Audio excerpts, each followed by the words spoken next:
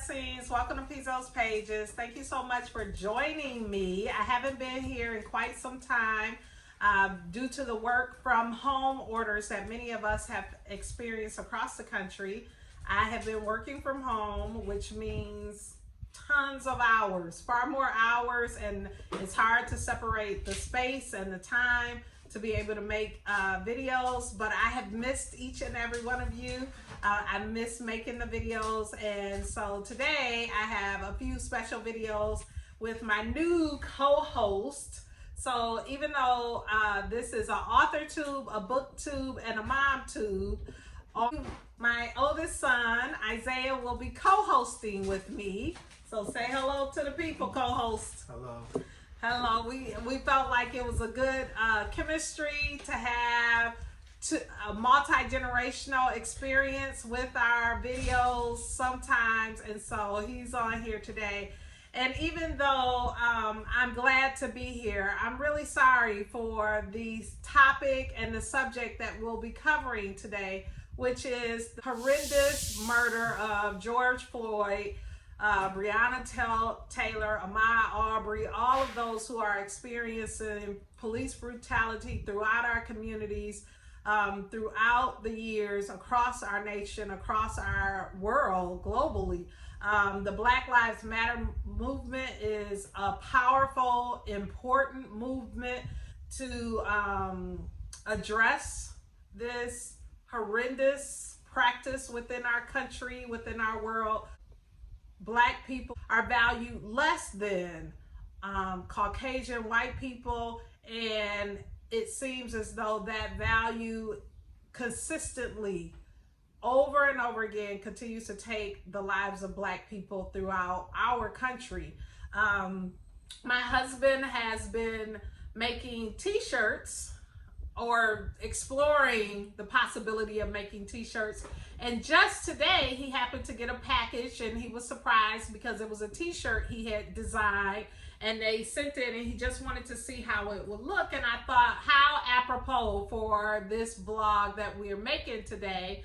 But it is a picture. Here's the t-shirt, and I'll try to take a picture and put it up there, but it's a picture of Ella Baker, and it's 1964, a quote that she said at a rally in 1964. It's 2020, and this was 1964. We're talking about some 60 years ago, and it says, until the killing of Black men, Black mothers' sons becomes as important to the rest of the country as the killing of a white mother's son, we who believe in freedom cannot rest until this happens. Until my son's life is just as valuable as any white mother's son's life is valuable, we got to keep fighting. We got to keep speaking out. Black Lives Matter. People have to continue to protest. People have to continue to march. And I don't know what the end will be. I'm hoping that, as Dr. King said, we will continue to lean toward justice. And I'm hoping that it will come sooner than later. Everyone's saying this is a pivotal time in history. And I hate to be a cynic, but that was 60 years ago. Trayvon Martin was 8 years ago. Here we are with George Floyd. We've had all type of protests. My mother and my family in the Detroit area lived through SWIS, who was an organization that went after African-American men. They were police officers killing African-American boys and men, and my grandmother lived through the terror of that time. It's just devastating. It's devastating. But one of the things that I know for sure is that as a writer, I have a voice, and as a poet, I'm able to ponder and wonder about all of the conditions of the world. And it is a way in which I try to explore the conditions of the world and find some type of peace and some type of answers within the conditions of the world. I saw this quote from Lucille Clifton, who is a famed African-American poet, And what she says is, I don't write out of what I know. I write out of what I wonder. I think most artists create art in order to explore, not to give the answers. Poetry and art are not about answers to me. They are about questions. And that's really what I am as a poet. My poetry helps me wonder and ponder and think about the world around me and try to figure out all of the questions that are swirling around in my mind, try to come up with a sense of peace around all of those questions. And oftentimes when I'm able to put the words on the page, that helps. So this is actually also in response to JOSHUNDA Sanders. She also is an author, and she's on YouTube, and I'm gonna try to tag her in this video, but she's on YouTube, and I saw her share a poetry piece in the last, her last YouTube posting. She shared a beautiful piece of poetry, so definitely go check it out. I'll make sure I have it linked in the description. But she shared a beautiful piece of poetry, and I thought I wanted to respond to that. I wanted like tag your it. She put out some poetry, and I want to put out some poetry, and it just happened that the world exploded with the death of George Floyd, and so my poetry is going to be very connected to that. So I also have produced a poetry collection called Disparities. I was going to release it this year for my birthday, and the world exploded again with coronavirus, and I thought nobody's buying poetry right now, so I'll just save it and hold on to it. But either way, so we're going to be sharing poetry as a response and as a memorial and as an honor to all the young black men, all the young black people out here who are faced with, for hundreds of years, the trauma of police brutality and being valued less than our white sisters and brothers in America. And so my co-host here is going to help read some of this poetry, and we hope you enjoy it. What do you think about all of the George Floyd issues going on in the world? Crazy. This is called I Can't Breathe. Rest in heaven, George Floyd. Not a bean, but a ham hock, 9 pounds, 2 ounces, with thunder thighs, busting forth life. I can't breathe. From chunky monkey to fat daddy, storing food like chipmunks in your cheeks keeps mama laughing. I can't breathe. Warm and cuddly, full of kisses and curls, pure lover boy, ever true. I can't breathe. Siblings marked you the favorite one, golden boy, and mocked your coat of many colors. I can't breathe. Mama declared her love all the same, gave a week and then a I can't breathe. No longer fat daddy, more square chested, beat them girls off you, Adonis masculinity. I can't breathe.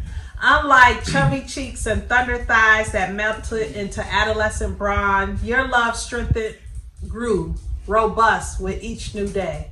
I can't breathe. Skirting out the door, more away than home. That's my dude to all. Ever on the move, ever on the go. I can't breathe. Worry and fear joins forces. Beat mama's head, trying to erase your potential, your value. I can't breathe.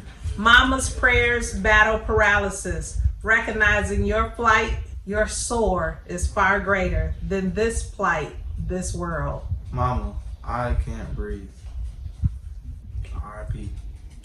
All right, another poem. Years ago, 2012, when Trayvon Martin, which is in the collection Disparities, was brutally murdered and by George Zimmerman, and I wanted to same thing, just kind of wrestle with my feelings and emotions connected with Trayvon Martin, sort of looking like what I saw in my own sons.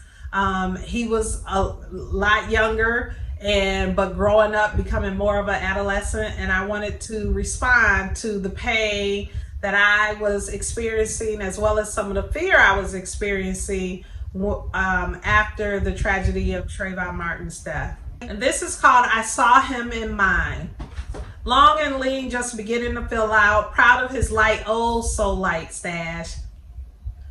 Nothing could beat his budding pecs, molehill-sized triceps, most definitely not his shadowed six-pack. That's what he thinks. That's what he knows.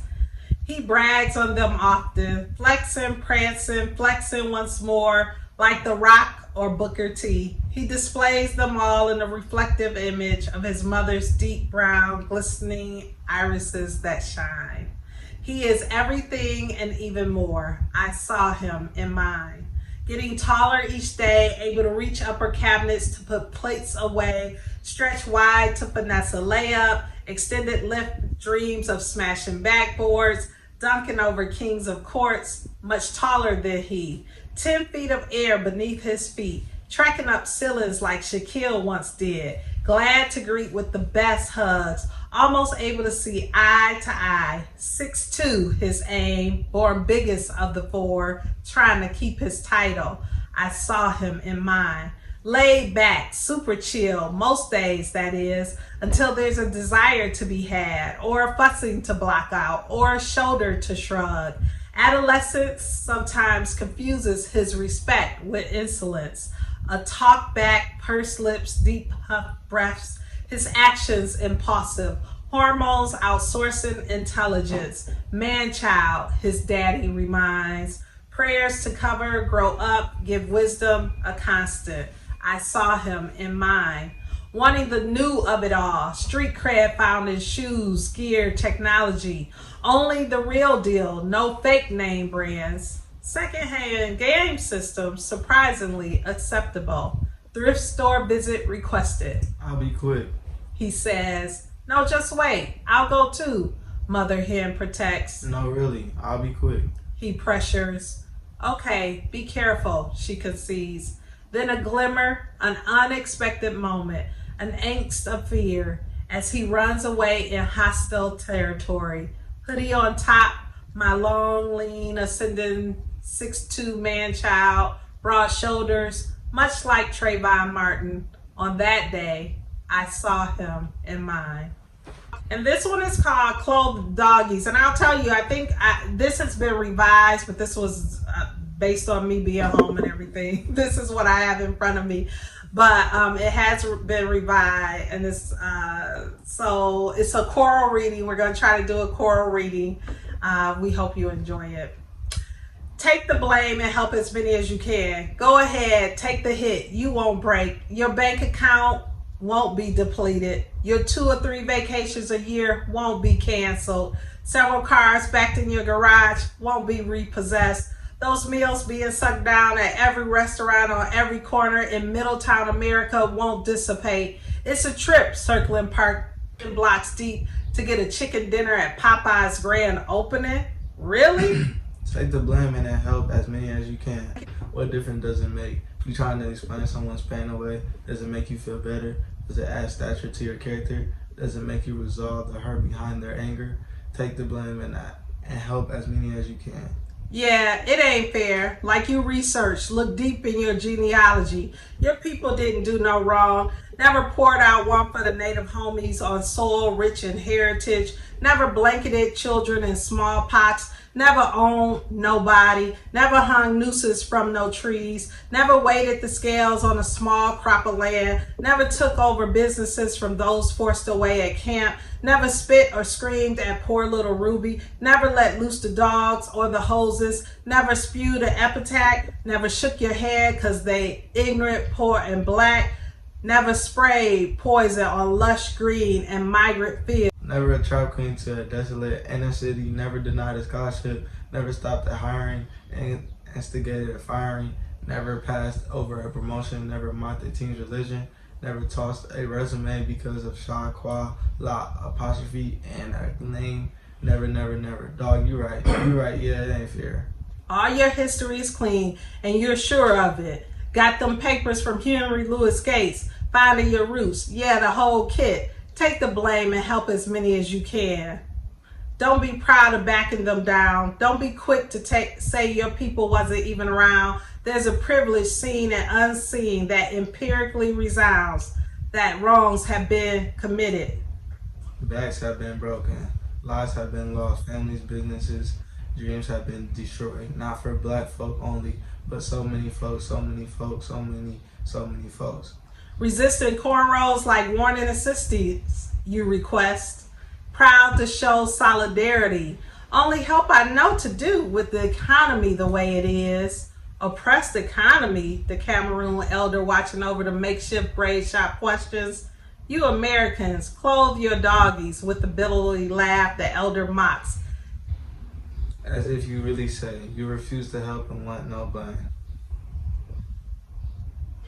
All right, so we thank you for listening to our poetry in response to the families who are hurting and the Black Lives Matter movement. We hear you, we see you, we're praying for you, and all of those who are out protesting. I believe protests can be done in so many ways, through prayer at home, if you're in the streets marching, if you are, trying to educate through social media. I feel like this is your voice, your time to share your voice, and this was just a small way in which we wanted to be able to offer a little bit of how we are managing during these very turbulent times our country is facing. So we hope you join us for our next Pizzo's Pages. If you haven't, Subscribe. Please subscribe.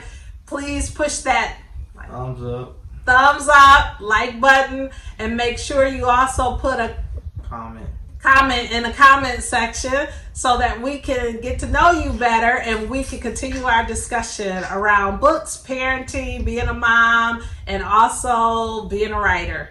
Bye. Say bye. Adios.